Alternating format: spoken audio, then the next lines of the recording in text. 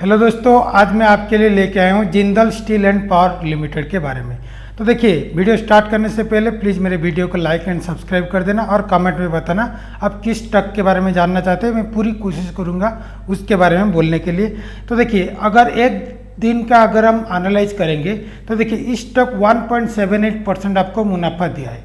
तो 5 साल में देखिएगा तो देखिए 4.28% आपको वो लॉस दिया है।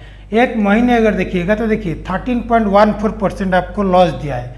6 महीने अगर देखिएगा तो देखिए 11.11% आपको लॉस दिया है। एक साल में देखिएगा तो देखिए 6.92% आपको इंक्रीज दिया है। तो आपको यही पे क्यों मैं बोल रहा हूँ तो यही पे आपको समझ में आएगा।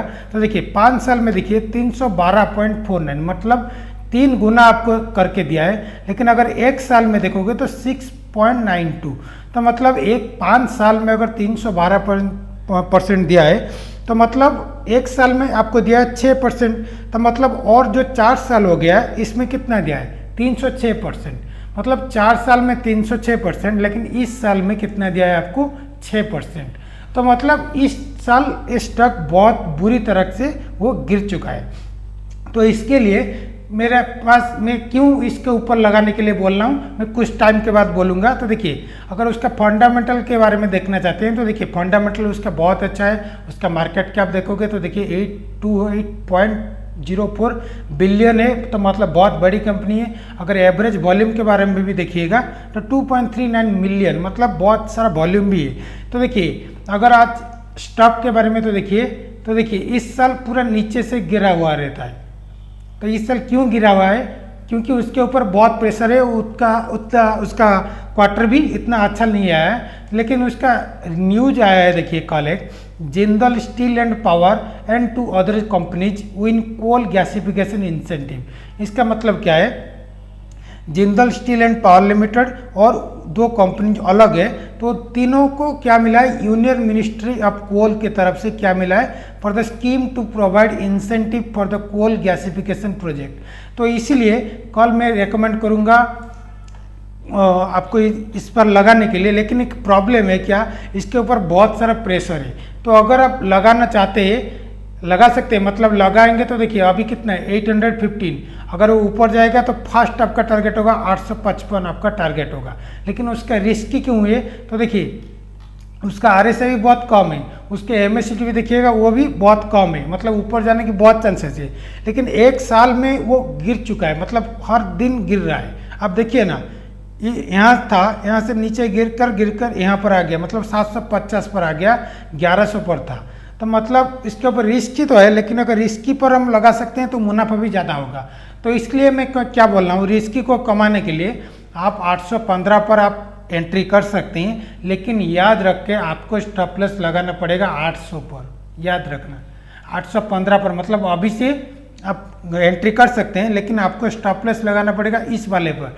क्यों, क्योंकि वो उसका सपोर्ट लाइन है। मतलब इसका नीचे अगर आएगा तो डायरेक्ट आ जाएगा 759 पर, याद रखना। तो इसलिए मैं आपको रिस्क कम करने के लिए एक बहुत छोटा सा स्टॉप लॉस दे रहा हूँ 800 रुपया।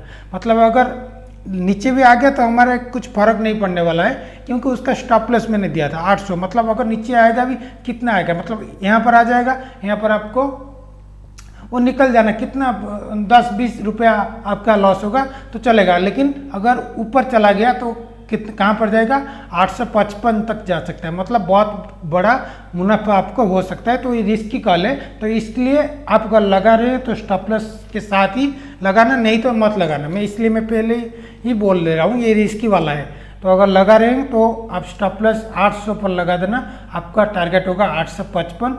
आराम से भी जा सकता है, क्योंकि स्टॉक भी अच्छा है, उसका RSI वाला जो है RSI भी अच्छा है, उसका MACD भी अच्छा है, मतलब वो फंडामेंटल भी अच्छा है, सब अच्छा है।